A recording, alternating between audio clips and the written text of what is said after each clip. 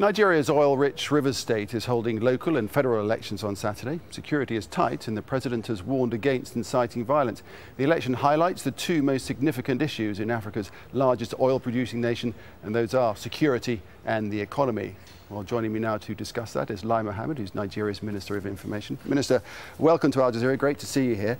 Thank you very much. The presidency, 1 year old now. We've got mutterings of discontent growing, however. The cost of everything is rocketing, the big security issues. Nigeria is in trouble, isn't it?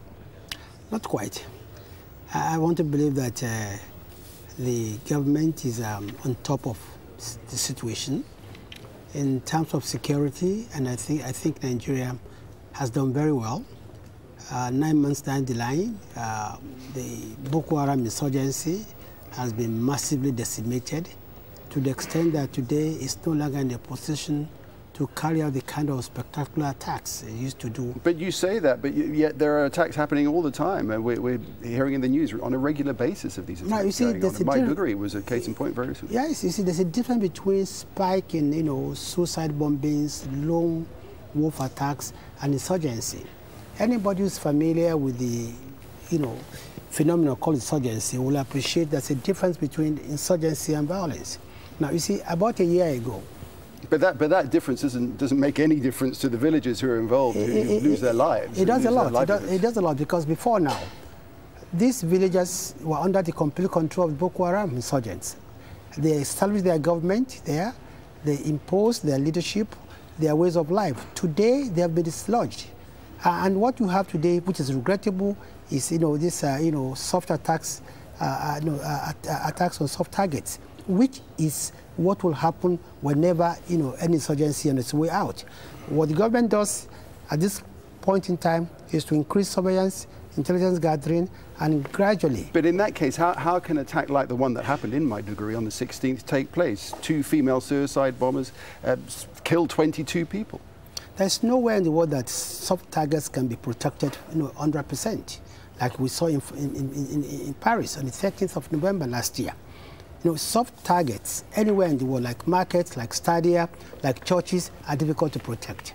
Okay, now this issue with security is only made worse by the state of the economy. You've got big problems there, haven't you, with the oil price going, imports in trouble. What's the situation? How are you dealing with it? Well, it's true that challenges are quite painful, but the outlook is very bright. And what we've done in the circumstances is to try and take the opportunity of this, downslide in the oil, in the price of crude, to actually diversify the economy. And what we are doing is that we are spending at least 30% of our budget on infrastructure. The moment you invest in roads, railroads, and power, you are going to strengthen. Yeah, but that's going to take a long time to kick in, isn't it? And what we're talking about right now is the cost of rice up 12.5%, the cost of cassava going up, cassava flour going up. Inflation is at 11.5%. It's a problem now. I mean, dealing with infrastructure is one thing, but that's going to take a while. I agree with you, but you see, it's not going to take as long as we think, because between now and June, for instance, we're going to commission the first tranche of the railroad between Kaduna and Abuja. And meanwhile, the reforms we brought in has been able to block a lot of loopholes. And with the discipline we brought into government, we are going to reduce costs and maximize revenue.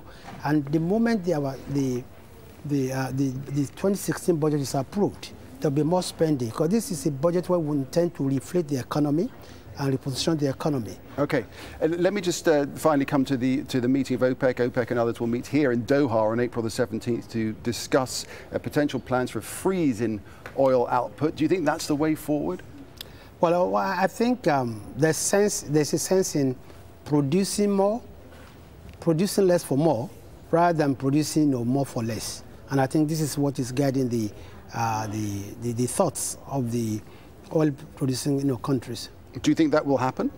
Do you think a freeze in output will happen? You see, there are many factors that will determine the price of oil and whether it's going to go up or down. But clearly, the oil exporters must also sit down and and set the agenda, and not allow other people to set the agenda for them. All right, Minister, we'll have to leave it there. Appreciate your time. Thank you very much indeed. Thank you very much, sir.